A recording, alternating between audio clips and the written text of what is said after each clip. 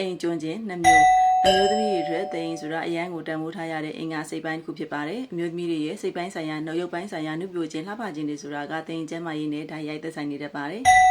တအိမ်ရှိတဲ့မျိုးသမီးတွေကလေးမွေးထားတဲ့မိမိတိုင်းခံစားရလေးရှိတဲ့တအိမ်ကျွန်းချင်း2မျိုးအကြောင်းကိုမျှဝေပေးသွားပါမယ်ကိုဝင်ဆောင်ရတာနဲ့အကြောင်းမျိုးမျိုးတွေကြောင့်တအိမ်ကိုထိမ့်မှတ်ထားတဲ့ကြွသားတွေအားနည်းပြီးတအိမ်ကျွန်းချင်းတွေကိုဖြစ်ပေါ်စေပါတယ်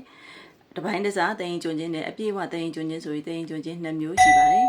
မိမိကိုအတွင်းပိုင်းထဲမှာတအိမ်ကျွန်းကြလာတဲ့အနေအထားကိုတပိုင်းတစားတအိမ်ကျွန်းချင်းလို့သတ်မှတ်ပြီးမိမိကိုအပြင်ဘက်ထိတအိမ်ကျွန်းကြလာရင်တော့အပြည့်အဝတအိမ်ကျွန်းချင်းလို့သတ်မှတ်နိုင်ပါတယ်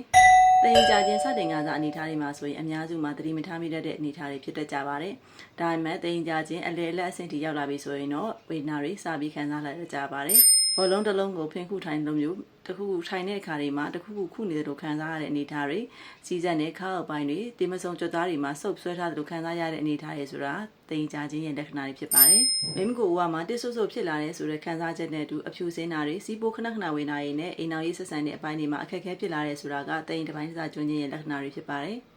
တရင်ပြေဝကျွန်းချင်းအနေထားတွေဒီမရဖို့ဆိုရင်အမျိုးသမီးနဲ့ဒီလိုလက္ခဏာတွေခံစားလာရတဲ့ဆိုရင်နီးစပ်ရာဆရာဝန်နဲ့ပြသပြီးကုသမှုခံယူသင့်ပါတယ်။ဆရာဝန်နဲ့ပြသဖို့မလွယ်ကူတဲ့သူတွေမှာဆိုရင်တော့ Plus and Sugar Collagen Liquid လေးကိုသုံးပြီးတော့မိမိကိုကြွသားတွေကိုပြန်နဲ့တင်းရင်အားဖြည့်ပြီးတရင်ကြခြင်းကိုကာကွယ်နိုင်ပါတယ်ရှင်။အမျိုးသမီးကျန်းမာလှပဆိုင်ရာတွေကိုမျှဝေပေးပါမလို့ဤရဲ့အကောင့်လေးကိုပေါင်းလင်းနေသေးလေးပြီး share သွားပေးပါအောင်နော်။သိချင်တာတွေရှိရင်လည်း comment မှာမှတ်ခဲ့ပေးနိုင်ပါတယ်ရှင်။အားလုံးကိုကျေးဇူးတင်ပါတယ်။